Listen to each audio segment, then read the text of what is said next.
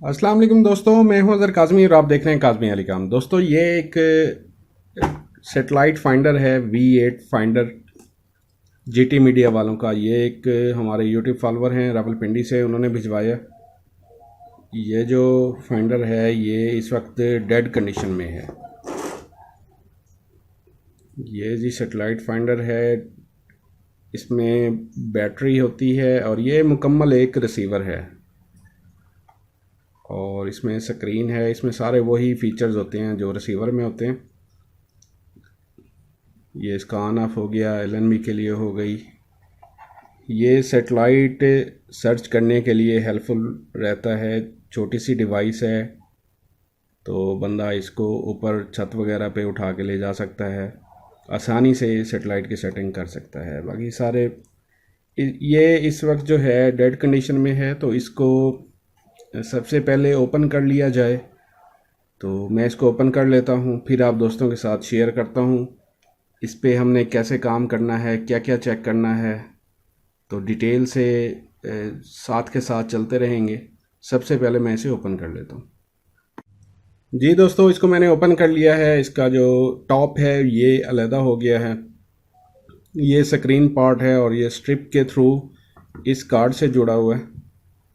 यहाँ पे इसकी स्ट्रिप लगती है। ये इसका मेन कार्ड है और ये इसका बैटरी ये इसकी बैटरी हो गई, बैटरी, और इसमें स्पीकर भी है ये।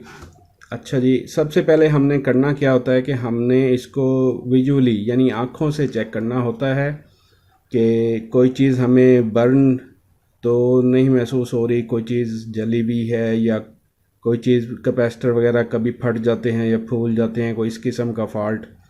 तो इसमें ये देखा जाए तो मेरे ख्याल में हमारे दोस्त ने इस पे वर्क किया। तो ये वाला जो आईसी है इसको सोल्डर किया हुआ है और मे बी इसी आईसी का फॉल्ट हो और शायद उन्होंने पहले ट्राई की है इसको ठीक करने की।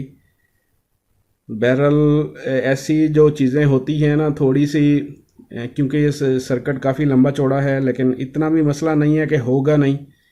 इसमें सप्लाईज काफ़ी ज़्यादा होंगी।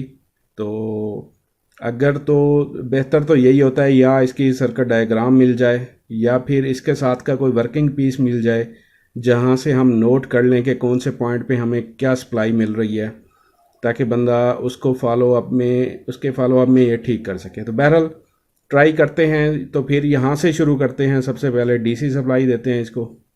ये आईसी उतार देते हैं फ़िलहाल और डीसी सप्लाई इसको देते हैं। तो यहाँ से जितने भी सर्किट्स हैं, जितनी सप्लाईज़ हैं, सबको बारी बारी वेरीफाई करना पड़ेगा और इंशाल्लाह उम्मीद है हम अपने मकसद में कामयाब हो जाएंगे, फॉल्ट हमें ट्रेस हो जाएगा। तो इस पे वर्क शुरू करते हैं। मैं इसको उतार देता हूँ, सप्लाई दे के इसको वेरीफाई करता हूँ, फिर आप दोस्तों के साथ शेयर करता हूँ। जी दोस्तों, इसकी सप्लाई सारी वेरीफाई हो गई हैं। सप्लाई इसकी ओके हो गई है और इस वक्त ये पावर ऑन है, चार्जिंग भी कर रहा है। लेकिन जो है इसके 13-18 वोल्ट वो भी VH वाले वो भी ठीक हैं, लेकिन इसकी जो स्क्रीन है वो ऑन नहीं हो रही है।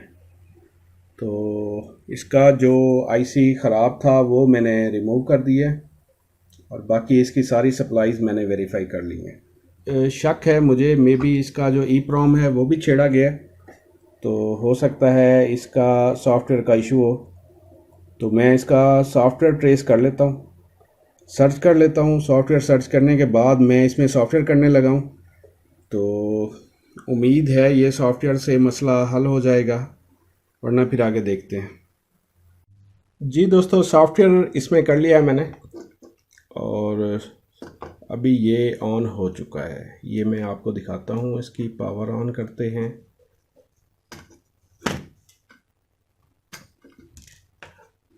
ये देखें जी, ये चार्जिंग पे आ गया और ये ऑन हो गया जी। ये देखें जी, इसका स्क्रीन डिस्प्ले जो है वो ओके हो गया। असल में होता ऐसे है सम टाइम कि जब कोई शॉर्टेज वगैरह होती है या कोई पावर सप्लाई का प्रॉब्लम बनता है तो उसकी वजह से सॉफ्टवेयर भी स्टक होता है। या करप्ट हो जाता है या स्टक हो जाता है, हैंग हो जाता है। इस किस्म के केसेस एलईडी टीवीज़ में भी आते हैं। तो होता बहुत कम चांसेस होते हैं बहरहाल ऐसे, लेकिन ये हमारा मसला जो है वो हल हो गया। ठीक है, ये हमारा फाइंडर अब वर्किंग है, बिल्कुल ओके है। और बैटरी पे भी अगर इसकी मैं पावर सप्लाई निकाल देता हूँ, ये बैटरी पे भी वर्किंग है। अब इसमें जो एक काम रह गया है वो ये है कि इसका साउंड आईसी जो है वो मैंने उतार दिया है, क्योंकि ये साउंड आईसी ख़राब था, शॉर्ट करवा रहा था। तो एक तो मसला ये है कि इस साउंड आईसी का नंबर नहीं पढ़ा जा रहा, इसका पता नहीं चलेगा कौन सा साउंड आईसी लगा हुआ था। तो बहरहाल इसके मैंने वोल्टेज ट्रेस किए हैं, 5 वोल्ट मुझे मिल रहे हैं दूसरी पिन पे। तो इसका जो सलूशन है वो ये है कि इसमें एक छोटा मॉड्यूल होता है 3 वाट का, तो वो हम इसमें लगा सकते हैं एक्सटर्नल। तो उसके थ्रू हम इसका साउंड जो है वो ऑपरेशनल कर सकते हैं। इसके अलावा 5 वाट का 10 वाट का वो मॉड्यूल मिलते हैं। बहरहाल जो हमारा स्पीकर इसमें लगा हुआ है वो छोटा सा स्पीकर है, इतना बड़ा नहीं है। 2 वाट का स्पीकर लगा हुआ है, इसके ऊपर लिखा हुआ है 2 वाट, 8 ओम 2 वाट।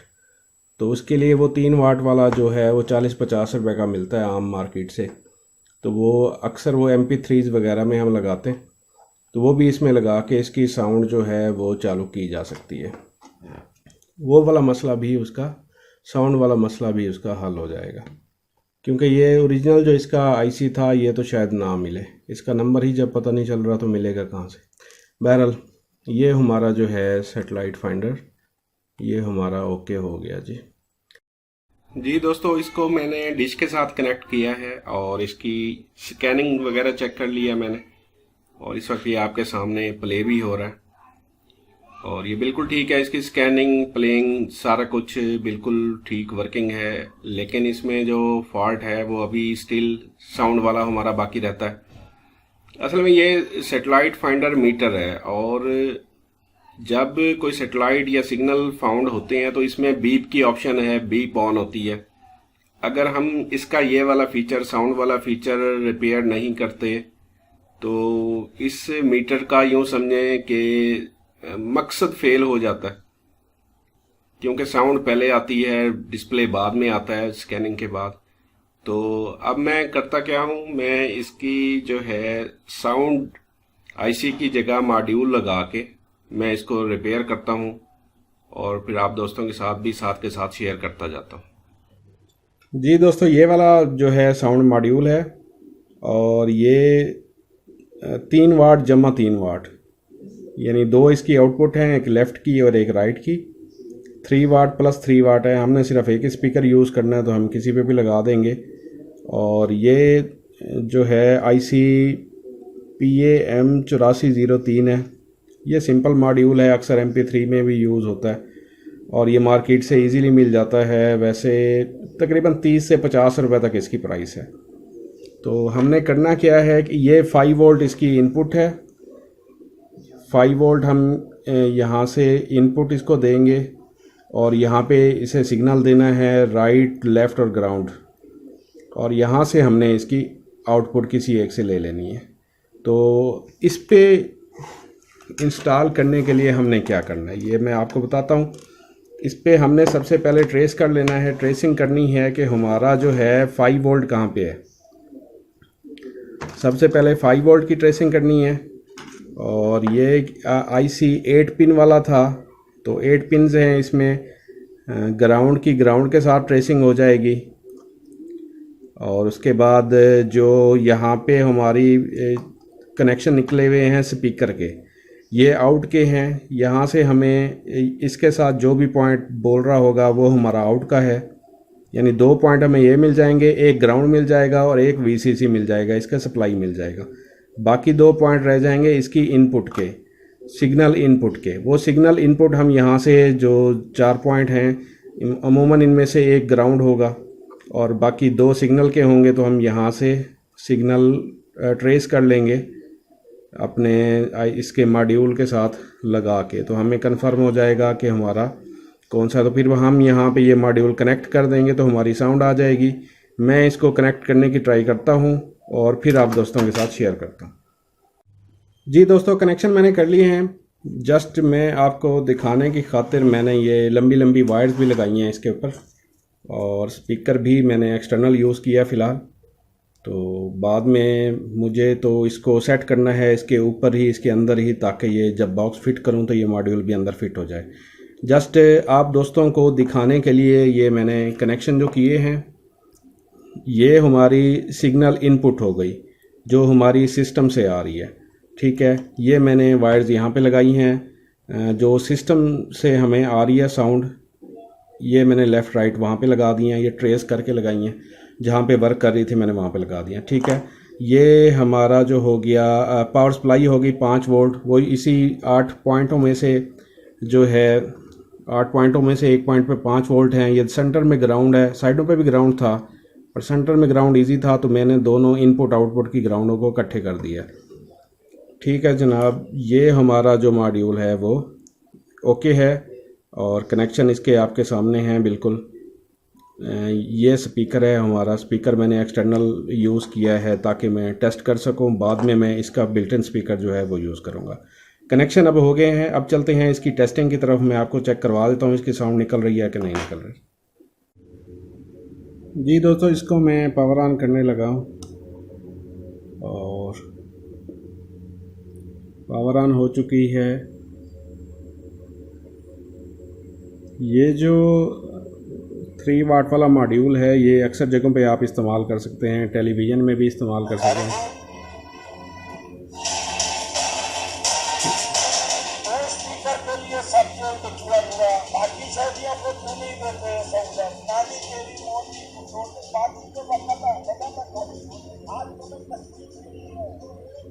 जी दोस्तों, ये आपके सामने है, साउंड इसमें आ रही है।